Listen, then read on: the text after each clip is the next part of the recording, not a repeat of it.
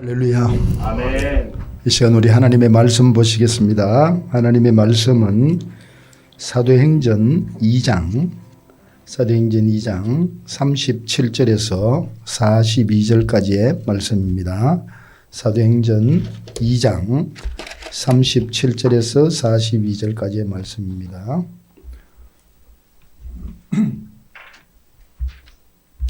한 절씩 교독하시겠습니다. 다 찾았습니까?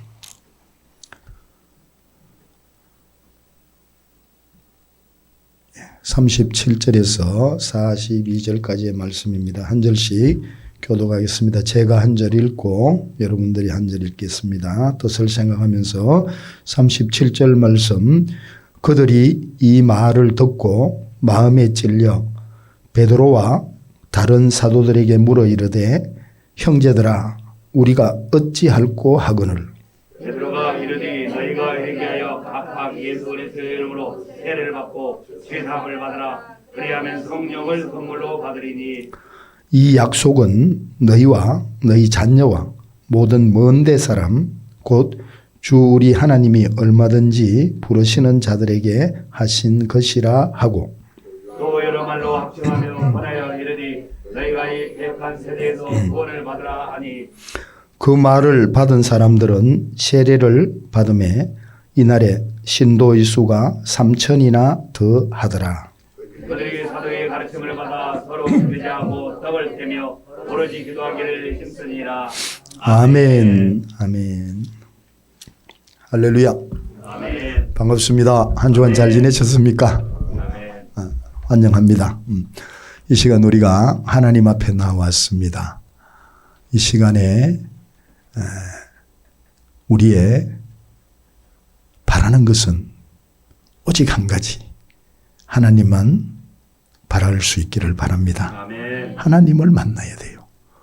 또 하나님을 바라보고 또 하나님의 말씀을 통해서 또 함께하는 시간, 기도, 찬양, 또 함께하는 시간 속에서 우리가 살아계신 하나님을 만나고 그 하나님 안에서 영적으로 더 깊어지고 또 하나님의 은혜가 우리 가운데 더 풍성해지는 오늘 하루가 될 수 있기를 바라고요. 특별히 이 시간이 될 수 있기를 바랍니다. 아멘. 할렐루야. 아멘.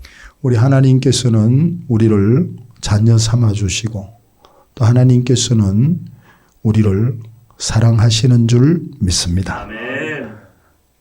우리를 자녀 삼으시고 우리를 사랑하시는 그 하나님께서는 그 누구보다도 또 나 자신보다도 하나님은 나를 더 잘 아시는 줄 믿습니다. 아멘.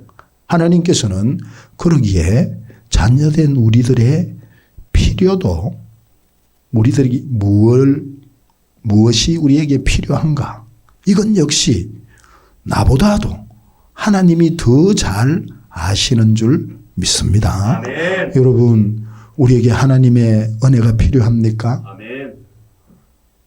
하나님을 사랑하는 그 마음이 더 크고 더 풍성해지기를 원하십니까? 아멘. 하나님과 동행하기를 원합니까? 아멘. 하나님과 연합하기를 원합니까? 아멘. 우리의 삶 속에서 하나님의 뜻을 이루어 가기를 소망합니까? 아멘. 또 하나님을 섬기는 데 있어서 우리의 환경, 물질, 가정, 학업, 이 모든 것 가운데 여러분 필요한 것이 있습니까? 하나님으로부터 공급받아야 할 부분들이 있습니까? 아멘. 우리 하나님께서는 나보다도 나의 형편과 나 자신의 심령의 내면까지도 더 잘 아시기에 그 하나님께서는 이 시간 우리와 함께 하시면서 우리의 필요를 공급하시며 또한 우리가 연약한 가운데 무기력한 가운데 있으면 회복되기를 원하시고요. 회복시켜 주시기를 원하시는 줄 믿습니다. 그 하나님 앞에 우리가 이 시간 나왔어요. 그러니까 우리의 모든 마음과 생각과 뜻과 정성을 우리 하나님을 향해서 모을 수 있는 저와 여러분들이 될 수 있기를 바랍니다. 네. 오늘 이 본문 말씀 우리가 묵상하고 생각하면서 제목을 이 패역한 세대에서 구원을 받아라. 구원을 받아라. 이 세대가, 이 시대가 얼마나 패역해 있다는 것은 뭐 우리가 익히 잘 알지 않습니까? 뭐 내가 그 속에 깊이 그 중심에 서 있다면은 뭐 내가 패역해 있으면 다른 사람이 내보다 덜 패역했다. 그걸 잘 못 느낄지 모르겠지만은 그러나 우리가 하나님 안에 있고 또 하나님의 은혜가 우리 가운데 있다면 이 시대가 얼마나 패역했다는 것을 우리가 알 수 있을 거예요. 이와 같은 이 시대에 정말 믿음을 볼 수 있겠느냐?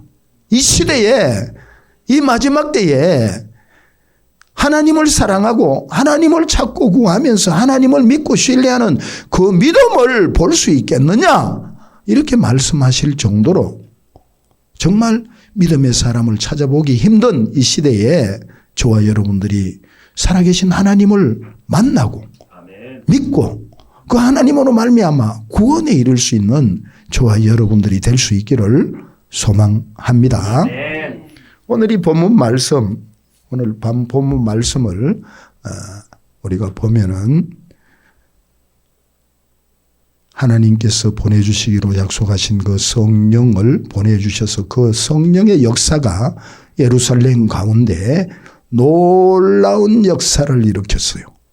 성령의 역사가 놀랍게 함께 하신 거예요. 먼저는 그들이 두려움에서 자유케 되어졌어요. 성령을 받으니까 두려움에서 자유케 되는 거예요. 그리고 성령을 받으니까 뜨거워요. 뭐가 뜨거워요? 심령이 뜨거운 거예요. 성령을 받으니까 나가서 예수를 전하게 되는 거예요. 예수를 전하니까 전하는 그 복음을 통해 가지고 수많은 사람들이 하나님의 그 놀라운 이적을 체험하는 거예요. 역사를, 기적을 체험하는 거예요. 어떤 기적을 체험합니까? 오늘 이 본문 앞부분에서 보면은 베드로가 하나님의 말씀을, 복음을 전가하는데 그 전가하는 그 복음이 각기 다른 언어를 쓰는 다른 나라에서 온 그 유대인들에게 각기 다른 나라 언어로 들려지는 거예요. 이 놀라운 역사가 나타난 거예요. 그 가운데서 우리가 하나님의 성령을 받아서 성령 충만한 상태에서 하나님의 말씀을 전거하면은 이와 같이 각 나라 언어로 들릴 뿐만 아니라 그 현장에는 놀라운 일들이 각 사람에게 필요한 대로 각 사람에게 하나님께서 원하시는 대로 은사도 주시고 은혜도 주시고 역사도 주시고 이적과 기사도 허락하시는 줄 믿습니다. 아멘. 이와 같은 놀라운 일들이 있으니까 이 모인 무리들이 뭐라 그래요? 베드로와 사도들을 향해서 형제들아 우리가 어찌할꼬? 이와 같은 놀라운 역사는 베드로가 말하기를 누구로부터 어디로부터 오느냐 하면은 너희들이 십자가에 못 박아 죽인 예수 그리스도를 하나님께서는 주로 세우시고 주님 대신 그 예수님으로부터 이와 같은 놀라운 역사가 나타난다 하니까 이들이 그러면 어찌할꼬? 그들의 심령 가운데 그들의 삶 가운데서 하나님을 떠나서 죄악과 더불어 살아가면서 죄 지었던 그런 모든 죄성이 그들이 깨달아지면서 어찌할꼬 그렇게 절규하는 거예요. 이와 같은 절규하고 있는 이들의 상황을 볼 수 있습니다. 하나님의 성령이 임하면 이와 같은 놀라운 역사들이 나타나는 줄 믿습니다. 아멘. 이와 같은 놀라운 역사가 성령의 역사가 있다 보니까 그 성령이 충만한 베드로가 성령이 충만해서 메시지를 하는데 말씀을 전하는데 설교를 하는데 각 사람의 심령이 찔림을 받고 너무너무 찔림 가운데서 자기 죄악이 깨달아나고 자기가 정말 죽을 죄인이고 자기 같은 인간을 성령 하나님께서 말씀으로 터치해 주시고 깨닫게 해 주신다는 것이 너무너무 충격적이라서 이들이 하는 말이 우리가 어찌할꼬 이와 같이 고백하는 것을 볼 수 있습니다. 저는 이 말씀을 준비하면서 제 자신이 많이 찔림을 받았어요. 왜 그런가 하면은 많은 목사님들이 우리 황금종교에서도 많은 설교를 하지 않습니까? 설교를 하는데 그냥 냉랭하게 지식적으로 귀로만 듣는다면 이거 곤란한 거 아니겠어요? 그런데 베드로는 성령이 충만해서 하나님의 말씀 복음을 전하는데 그들이 찔림을 받는 거예요. 그들이 어찌할꼬 하나님 앞에 꼬꾸라지는 거예요. 저와 여러분들이 설교를 하든 아니면 리더들이 이렇게 메시지를 하든 간증을 하든 은혜를 나눌 때에는 먼저 저부터 우리 모두가 성령에 사로잡혀서 성령의 충만한 가운데서 성령의 인도하심 따라서 복음을 전거하게 되면 듣는 이들이 찔림을 받고 하나님 앞에 꼬꾸라지고 어찌할꼬 굴복하고 나오게 될 줄 믿습니다. 아멘. 제 소원이 그거예요. 하나님, 이제 남은 생에 목회자로서 메신저로서 말씀 전할 때에 성령에 사로잡혀서 성령의 인도하심 따라서 말씀을 전하게 해 주십시오. 그리고 이 말씀이 허공을 때리는 것이 아니고 허공의 메아리가 아니고 각 사람의 심령 그 폐부를 찔러 쪼개는 하나님의 말씀으로 역사하여 주시옵소서. 제 간절한 바람이고 소망이고 기도 제목이에요. 저를 위해서 기도해 주실 때 그 기도 좀 해 주시기 바랍니다. 아멘. 해 주시기 바랍니다. 우리 자신들도 각자가 마찬가지예요.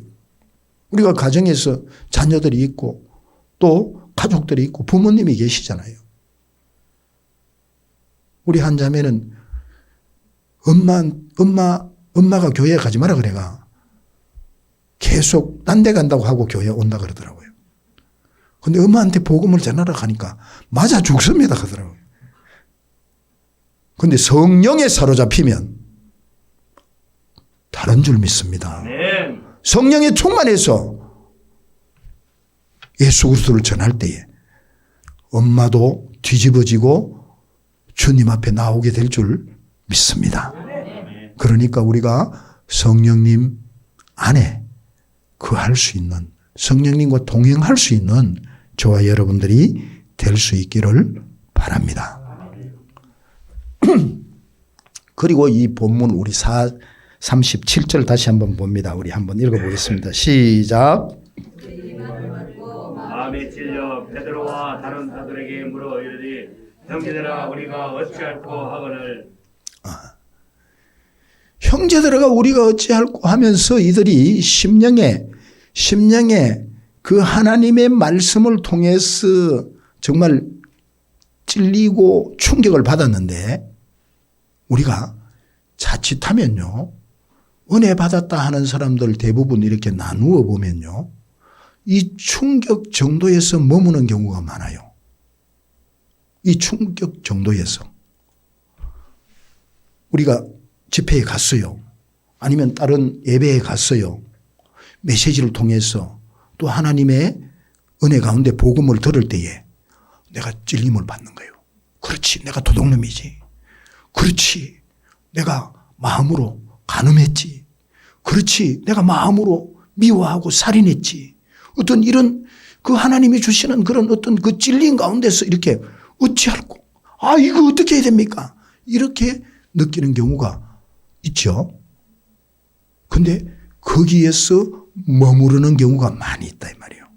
거기에서 머무르면 이거는 별거 아니에요. 아무것도 아니에요. 아무것도 아닌 건 아니겠지만 정말 별거 아니에요. 그런데 이 사도 베드로는 그 다음 단계를 촉구하고 있는 것을 볼 수 있습니다. 찔림을 받고 죄를 깨닫고 죄를 알게 된 그들에게 38절 우리 다시 한번 읽어봅니다. 시작. 베드로가 이르니 너희가 회개하여 각각 예수 그리스도의 이름으로 세례를 받고 주의 사함을 받으라. 그리하면 성령의 선물을 받으리니. 아멘. 아멘. 이와 같이 찔림을 받아서 우리가 어찌할꼬 내가 어떻게 해야 됩니까? 내 이 답답하고 클클한 이 심령, 나의 이 무기력함, 나의 이 부정적인 생각, 내게 주어지는 이 두려움, 이런 부분들을 어떻게 해야 됩니까? 이러고 있을 때에 그 다음 단계를 촉구하고 있는 베드로의 메시지를 볼 수 있는 거예요. 그와 같은 상태에 있을 때 베드로는 그들을 향해서 뭐라 그래요? 회개하라! 회개하라! 지금 찔림을 받았으면, 지금 깨달았으면, 죄가 깨달아졌으면 회개해야 된다는 거예요. 깨닫고 가면서 은혜 받았습니다. 이게 아니에요. 깨달았으면 회개해야 되는 거예요. 회개할 수 있기를 바랍니다. 회개할 수 있기를 바랍니다. 우리가 회개해야 돼. 어떻게 해요?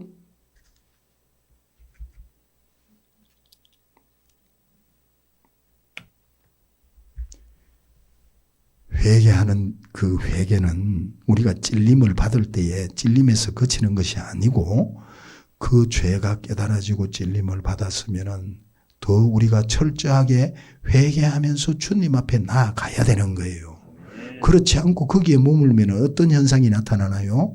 우리가 마태복음에서 보면은요, 베드로의 회개를 볼 수 있습니다. 베드로가 예수님을 3번씩이나 부인했어요. 부인하기 이전에 예수님께서 베드로에게 잡히시기 전에 그렇게 말씀하십니다. 자기는 죽는 데까지 따라가겠습니다. 베드로가 그러잖아요. 그때 예수님께서 아니야. 너는 닭 울기 전에 나를 부인할 것이다. 3번씩이나. 그렇게 3번을 부인했을 때에 닭이 울었어요. 베드로는 예수님이 하셨던 그 말씀이 생각이 나면서 통회하면서 울면서 회개하게 된 거예요. 우리의 죄는 어떤 죄라 할지라도 하나님 앞에 회개하면 하나님께서 우리의 죄 문제를 해결해 주시는 줄 믿습니다. 그러나 가룟 유다는 달랐지요. 예수님을 은 30냥에 팔았습니다. 은 30냥에 팔고 난 후에 예수님께서 체포돼 가지고 빌라도 법정에서 재판을 받으면서 채찍에 맞고 고통을 당할 때에 이 가룟 유다 역시 내가 어찌할꼬 내 이 죄를 어떻게 할까? 정말 그 고통 가운데서 대제사장들과 또 그 사도들을 찾아갔습니다. 그 사도들이 아니고 대제사장들을 찾아갔고 성전에 찾아갔습니다.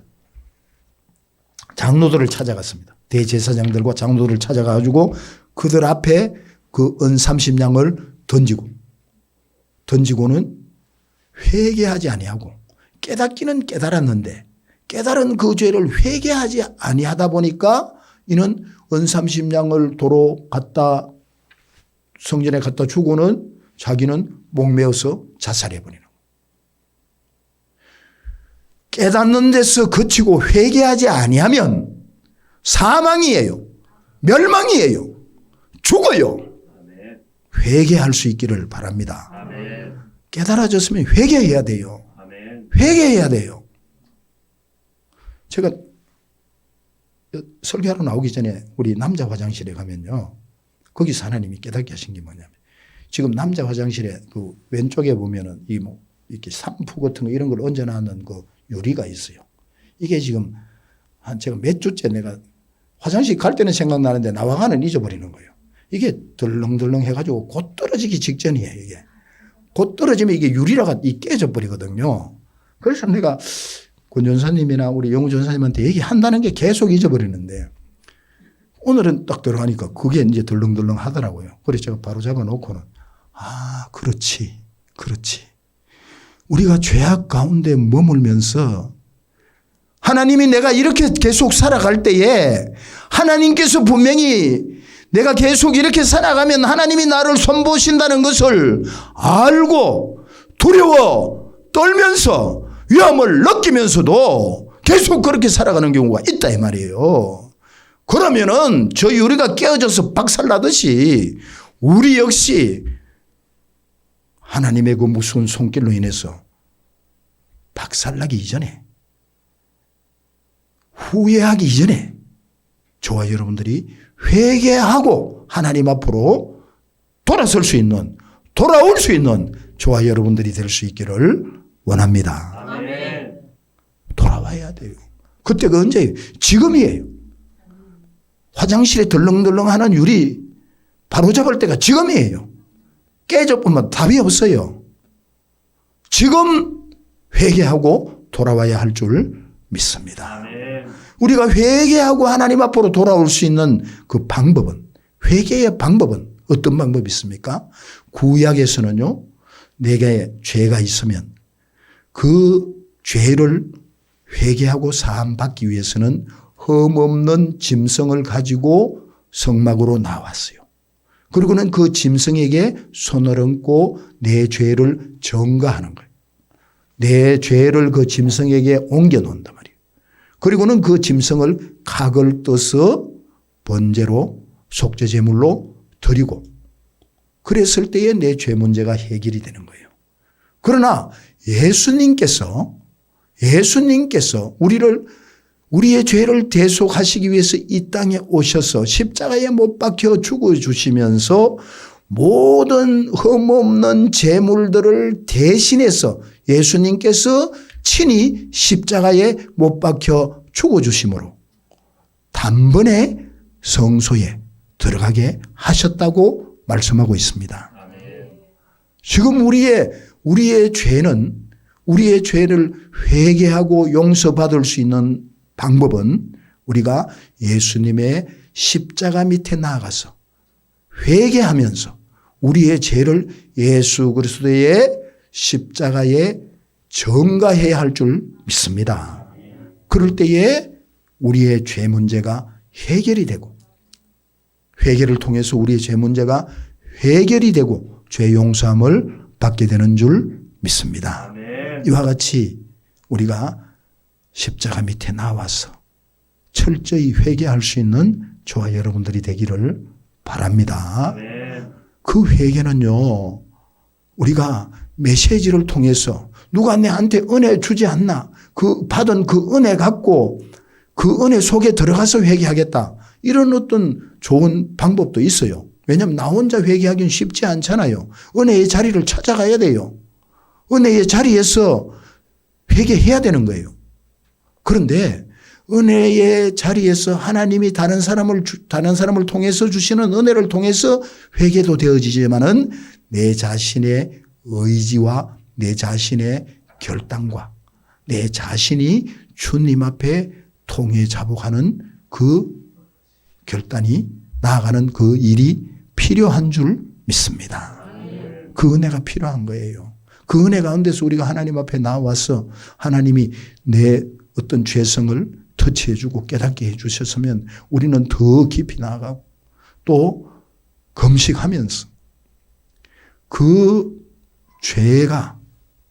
죄를 회개할 수 있도록 하나님의 은혜가 내 마음 깊은 곳에서부터 죄로 인해서 어찌할 수 없는 그런 용솟음 치는 어떤 그런 죄에 대한 그 통감, 하나님의 은혜로 인해서 죄가 깨달아지면서 죄가 통감되어지면서 또 내한테 하나님이 주시는 그 은혜로 말미암아 어찌할 바 모르는 기뻐 감격할 수 있는 그런 은혜 가운데 들어갈 때에 그 가운데서 죄를 철저히 회개, 그 성령님 안에서 회개하는 거죠. 성령님 안에서 철저히 회개하게 되고 나면은 내 마음의 생각이 바뀌어져요. 그 이전에는 어두움 속에서 세상의 어떤 기준을 가지고 세상의 어떤 것을 구하고 찾기 위해서 아니면 내 육신의 어떤 것을 구하고 찾기 위해서 나아가는 어떤 그런 마음, 그런 생각들이었다면은 우리가 회개하고 나면은 성령님 안에서 우리에게 주시는 것은 세상 것이 아니고 하늘의 것, 신령한 것들, 하늘에 속한 모든 보화들, 이런 것들을 구하게 되고 그런 은혜 가운데서 기뻐하고 감사하고 감격하게 될 줄 믿습니다. 이와 같은 마음의 변화가 있어야 되는 거예요. 그리고 마음으로만 변화된 것이 아니고 마음으로 변화가 되면은 또한 행위의 변화가 주어지는 줄 믿습니다. 이와 같이 철저히 하나님 앞에 회개하고 우리의 마음이 바뀌어지고 생각이 바뀌어지고 우리의 삶이 바뀌어졌어. 우리의 언어가 바뀌어졌어. 정말 예수 그리스도의 참된 제자들로서 참된 그리스도인들로서 성령님과 동행하는 자들로서의 믿음의 삶을 살게 될 줄 믿습니다. 이와 같은 은혜 가운데 들어가기를 바라고요. 또 회개할 때에는 목소리만 하는 것이 아니고 또 남들이 볼 때 저 사람이 회개하는구나 이게 아니고 바리새인들 같은 그런 회개가 아니고 우리는 옷을 찢지 아니하고 마음을 찢고 주님 앞에 회개할 수 있는 저와 여러분들이 되어야 할 줄 믿습니다. 베드로는 그 이스라엘 백성들을 향해서 예루살렘 그 백성들을 향해서 이와 같이 촉구하고 있습니다. 너희가 어찌할꼬 하는 거기에 머무르지 말고 철저하게 너희들의 죄를 예수 그리스도의 십자가에 전가하라는 거예요.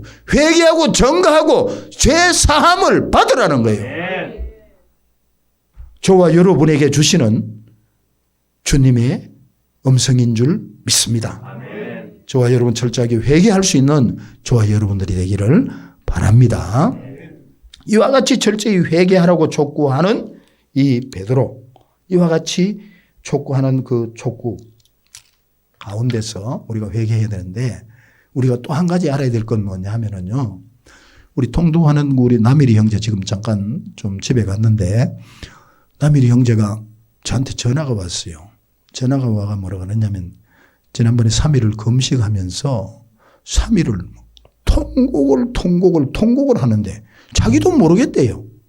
어떻게 이렇게 통곡이 나오는지. 그런데 금식 다 끝나고 보호식 마치고는 통독도 못하겠다 하고 집에 가버리더라고요. 가가지고 술 한잔 한 것 같아요. 그러면서 자기 엄마하고 이제 상의를 했대요. 엄마, 통독해보니까 다른 분들은 다 하나님이 만나주신 것 같은데 나는 왜 하나님이 안 만나주시는지 내가 더 이상 못하겠다는 거예요. 그러다 보니까 엄마가 이제 전사님이니까 아니야, 너 통곡하는 그 자체가 그 시간이 바로 하나님이 만나주신 시간이다. 그 시간이 하나님이 만나주신 시간이에요. 그런데 그 통곡하는 그 시간에 거기에서 그쳐서는 더 이상 믿음의 진전이 없는 거예요. 다시 제자리 돌아간다는 거예요. 성령 하나님께서 우리에게 은혜 주시고 사인 주시고 깨닫게 하시고 통곡하게 하신다면은 거기에서 머무는 것이 아니라 그 은혜 가운데서는 우리는 더 크고 작은 모든 문제를 구체적으로 다 회개하면서 우리의 마음이 바뀌어지고 우리의 행위가 바뀌어져서 정말 그 은혜가 더 충만한 가운데서 날마다 성장하는 그런 믿음의 진전이 있어야 할 줄 믿습니다. 믿습니다. 우리 가운데는 하나님께서 어떤 은혜를 주시나요? 찬양 연습할 때 하나님의 은혜를 주시죠. 기도할 때 하나님이 은혜를 주시죠. 말씀 들을 때 하나님의 은혜를 주시죠. 그러면 그 은혜를 붙잡아야 되는 거예요. 그 은혜를 받는 것보다 놓치지 않는 것이 더 중요한 거예요. 받는 것보다 오늘 은혜 받고 다 쏟아버리고 다음 주에 또 은혜 받고 다 쏟아버리고 뭐 수십 년 그래도 헛방. 은혜 받았으면 그 은혜를 소멸하지 말고 날마다 더 충만하게 채워갈 수 있는 저와 여러분들이 되어야 할 줄 믿습니다. 아멘. 사도 바울이 아니고 베드로가 바로 이걸 촉구하는 거예요. 어찌 알고 거기에 머물지 마라. 회개해라. 철저하게 회개하라는 거예요. 아멘. 그리고 바울은 또 뭐라 그래요?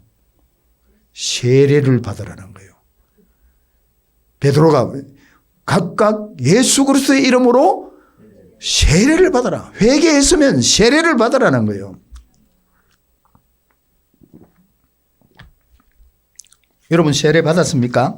아멘. 세례 받았습니까? 아멘.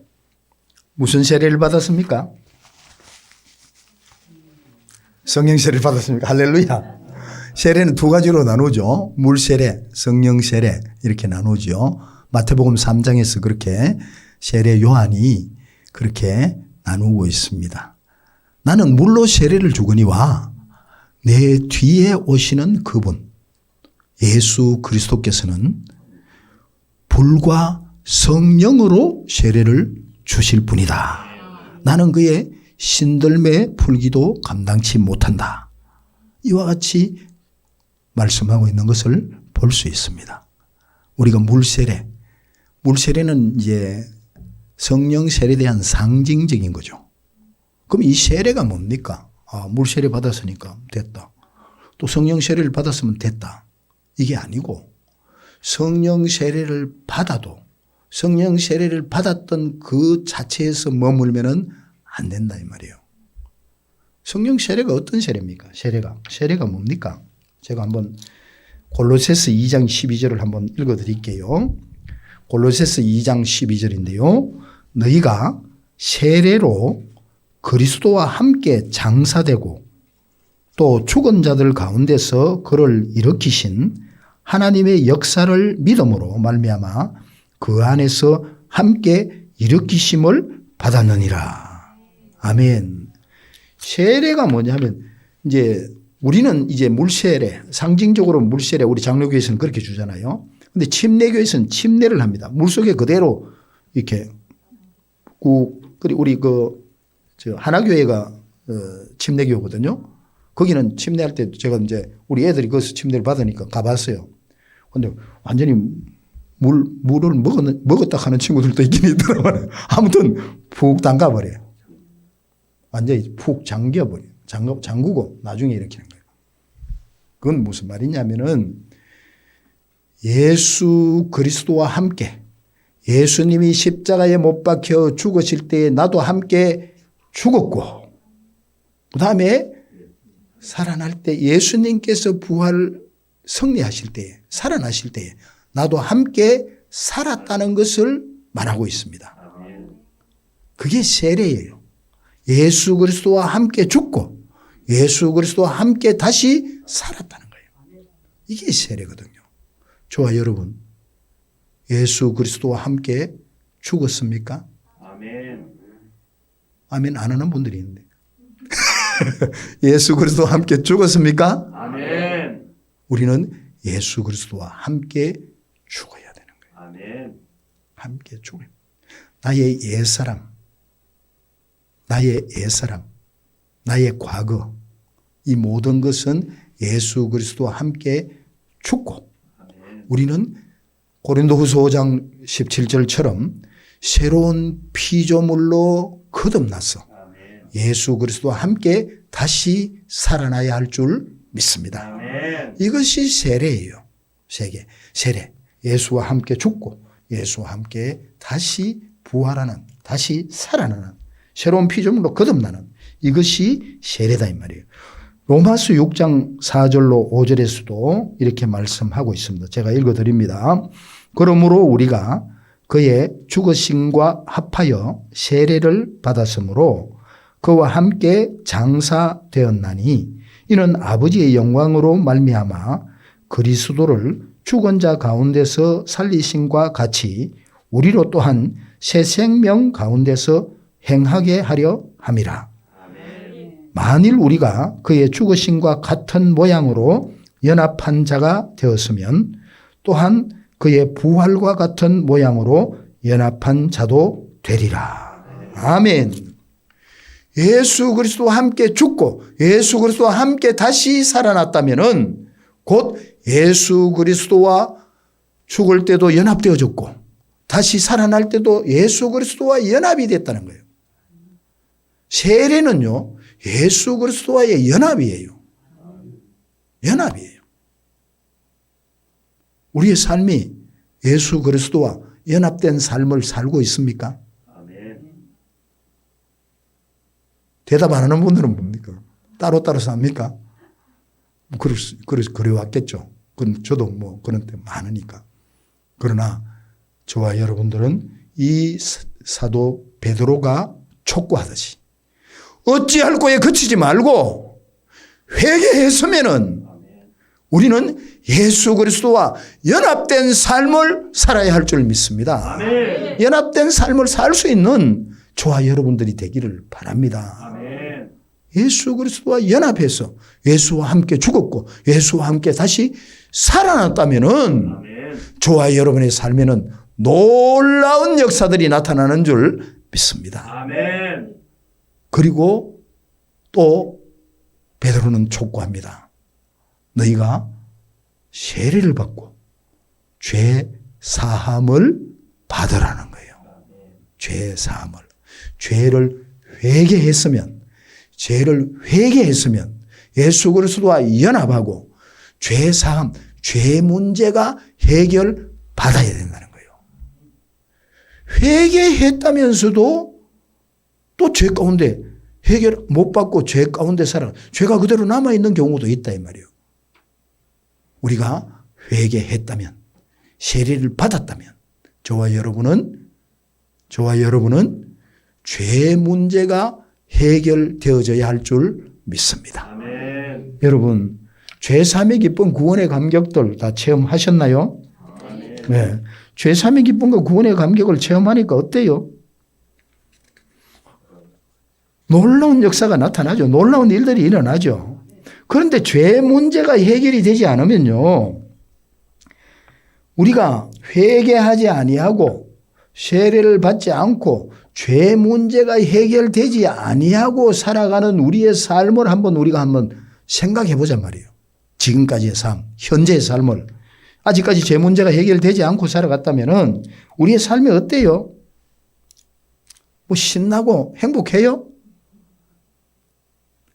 소망이 없는 것 같이 생각 안 되어지나요? 우리의 심령이 우리의 마음이 너무 답답하고 컬컬하고 정말 답이 없다. 답이 없다. 이 땅엔 답이 없다. 지구를 떠나고 싶다. 그런 생각 들 때가 없나요? 제가 늘 얘기하지만 저는 이 옛날에 주님 만나기 전에 도박했잖아요. 도박을 했거든요. 도박을 하면서 이렇게 다 까먹고 나니까요. 빨리 떠나고 싶더라고요. 지구를. 진짜 진짜 떠나고. 그러고 도박했던 사람은요. 아마 제가 볼 때는 500명에 한 명, 1000명에 한 명이 회복될 거예요. 어떤 중독보다도 도박이 더 심각해요. 도박은 손목 다 자르고 집 다 팔고 가정이 파탄되다 개판이 돼도 못 끊는 게 도박이에요. 물론 뭐 마약이나 이런 것도 비슷하겠지만은 도박도 마약 이상이라고 봐요. 그러다 보니까 도박에서 망하고 나면은 답이 없잖아요. 도박에서 돈 번다는 거 있을 수 있겠어요? 불가능한, 완벽하게 불가능합니다. 그런데 계속 불가능한 거 그걸 찾아서 계속 극하고 있다니까요. 그러다 보니 극하다 나중에는 답이 없으니까 뛰어내리는 지구를 떠난단 말이에요. 그럼 떠나면 되나요? 아니잖아요. 회복해야 되잖아요. 아멘. 회개하고 주님 앞으로 돌아와야 되잖아요. 아멘.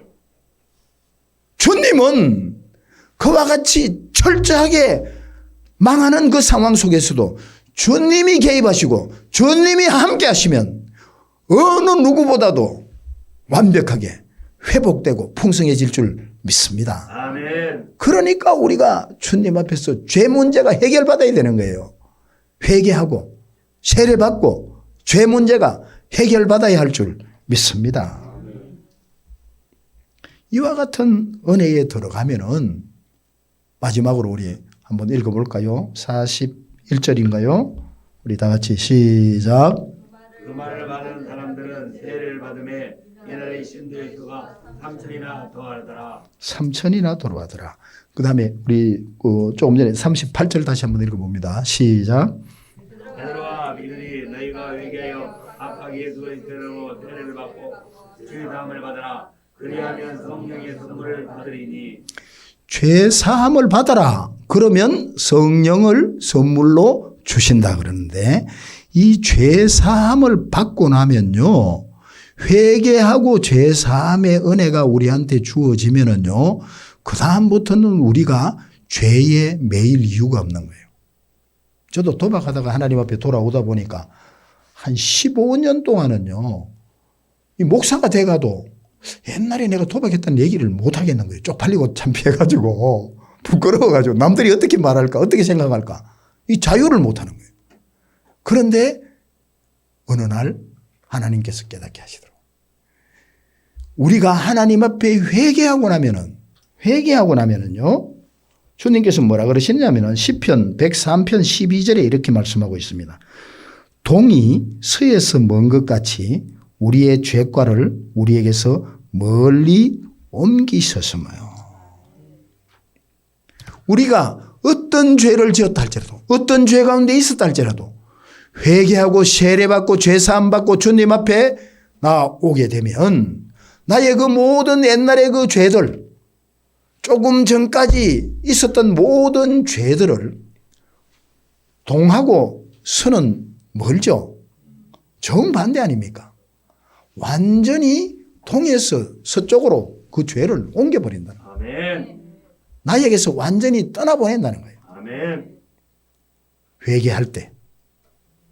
이와 같은 은혜가 저와 여러분에게 있기를 바랍니다. 아멘. 그리고 이사야서 38장 7절에서는 이렇게 말씀합니다. 보옵소서 내게 큰 고통을 더하신 것은 내게 평안을 주려 하심이라. 주께서 내 영혼을 사랑하사 멸망의 구덩이에서 건지셨고 아멘. 내 모든 죄를 주의 등 뒤에 던지셨나이다. 나를 멸망해서 건지셨고 또 내게서 큰 고통을 없이 하고 평안을 주시는데 회개하고 나면 그때에 내 모든 죄를 주님께서 등 뒤로 던져버린다. 아멘. 등 뒤에 있으면 잘 안 보이잖아요. 아멘. 안 보겠다는 거예요. 나 상관없다는 거예요. 주님하고. 할렐루야.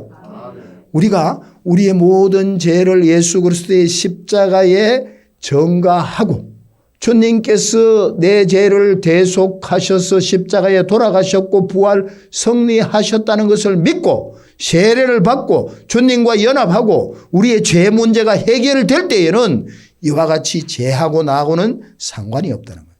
할렐루야. 그리고 미가서 7장 19절에 보면 이렇게 말씀하십니다. 다시 우리를 불쌍히 여기셔서 우리의 죄악을 발로 밟으시고 우리의 모든 죄를 깊은 바다에 던지시리이다.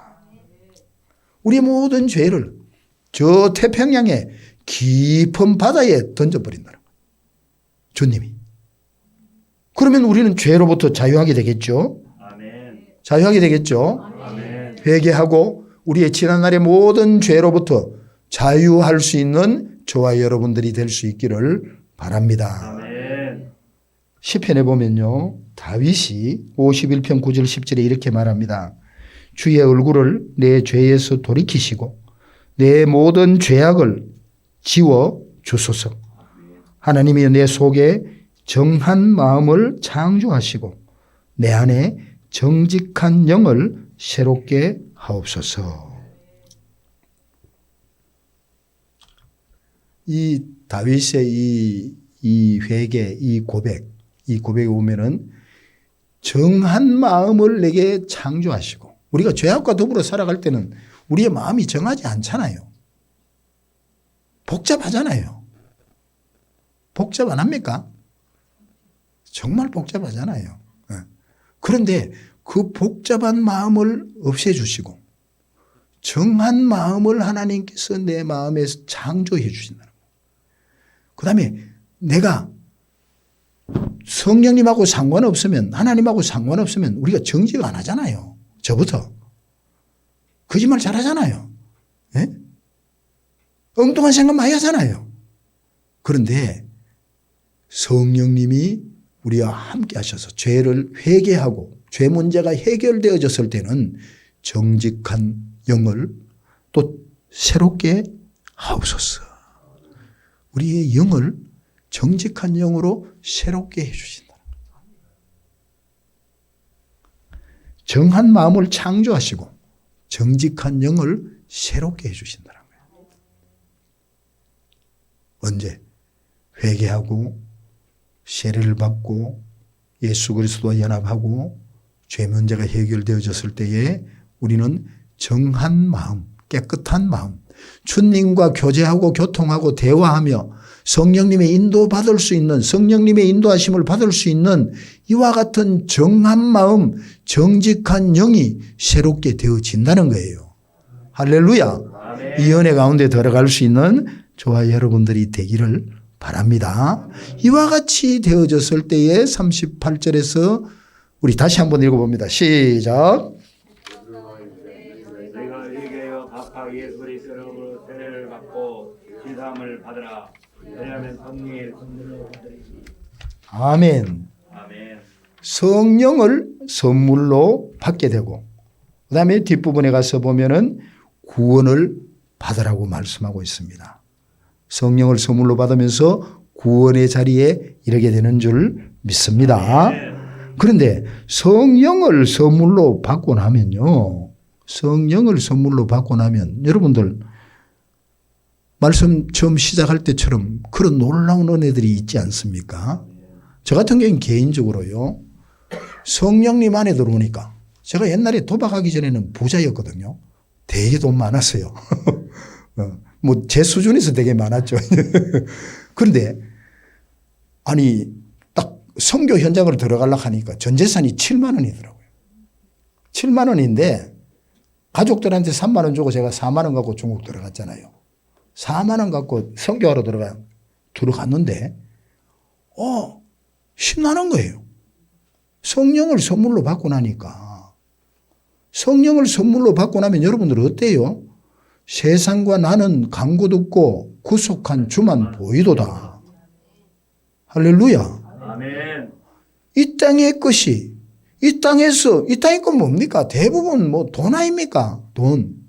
자기의 탐욕, 육신의 정욕 아니겠어요? 그런 것이 내려지는 거예요. 그런 것을 밟게 되는 거예요.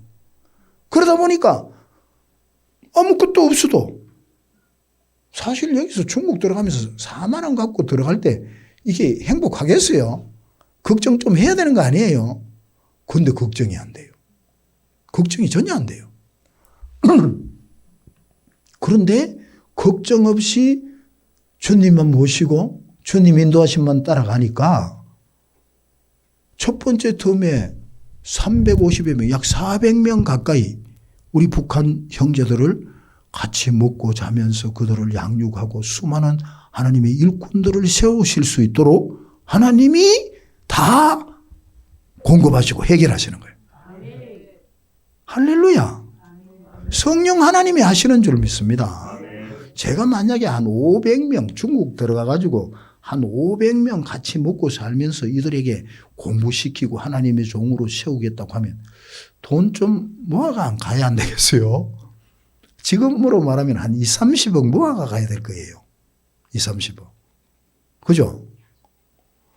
그런데 4만 원 갖고 들어갔는데도요. 그 일을 하나님이 놀랍게 행하시는 거예요. 그러니까 4만 원 갖고 들어가도 성령님과 함께 연합해서 함께 나아가다 보니까 할렐루야, 할렐루야가 되는 거예요. 많은 문제들, 많은 사고, 많은 그런 사건들이 닥쳐도 할렐루야가 되는 거예요. 그 다음에 제가 한국으로 체포돼서 추방이 됐잖아요. 우리 어머니가요, 그 교장 선생님 사모님이거든요. 교장 선생님 사모님에다가 이 농사가 많다 보니까 큰 트랙터로 농사 짓고 이랬어요.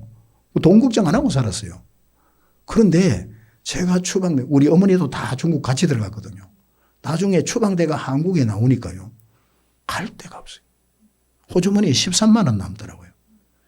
7 식구 다 나왔는데 13만 원 갖고 한국에서 어떻게 살아갑니까?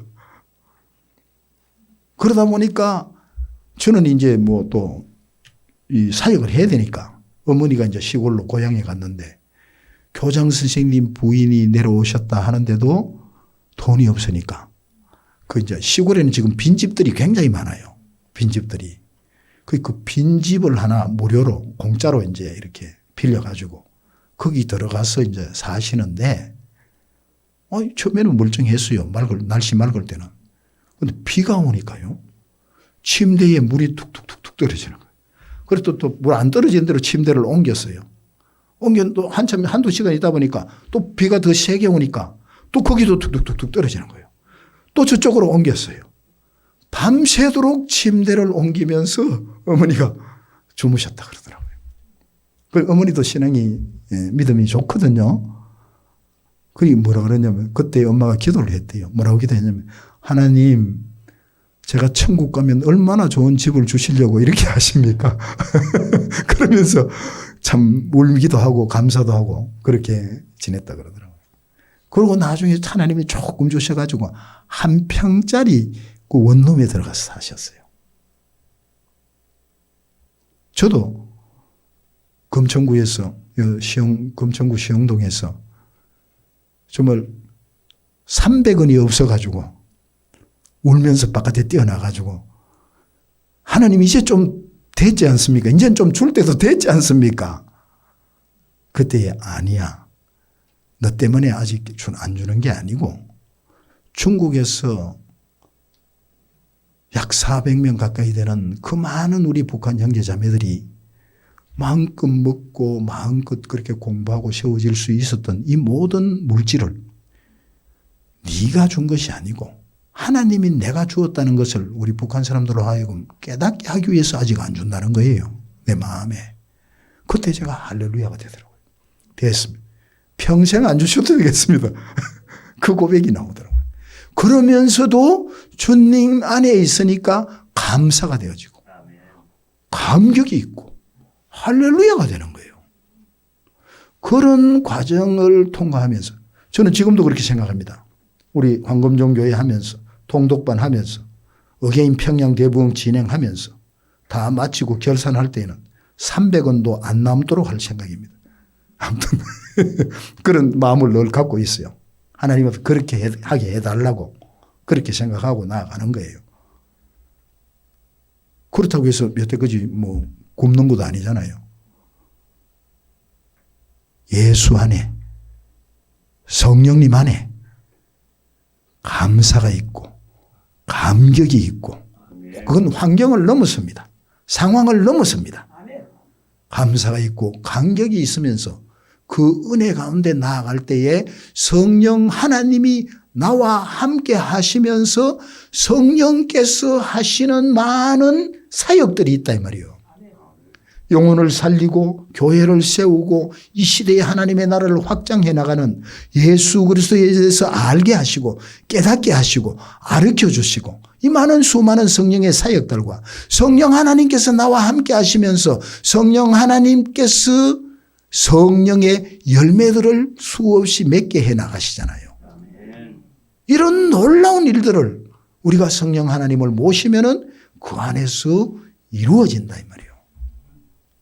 우리가 어찌할꼬 우리의 죄들을 깨닫고 하나님 앞에 통회자복 회개하되 우리의 심령 깊은 곳에서부터 용솟음치는 그런 회개, 그런 은혜 가운데서 회개하면서 우리의 마음이 변화되고 우리의 행위가 변화되어져서 참 그리스도인으로서 우리의 죄 문제가 해결되고 성령 받아서 우리 하나님이 기뻐하시는 놀라운 하나님께 영광을 돌려드리는 그와 같은 우리의 믿음의 삶을 살 수 있는 저와 여러분들이 될 수 있기를 소망합니다. 기도하겠습니다.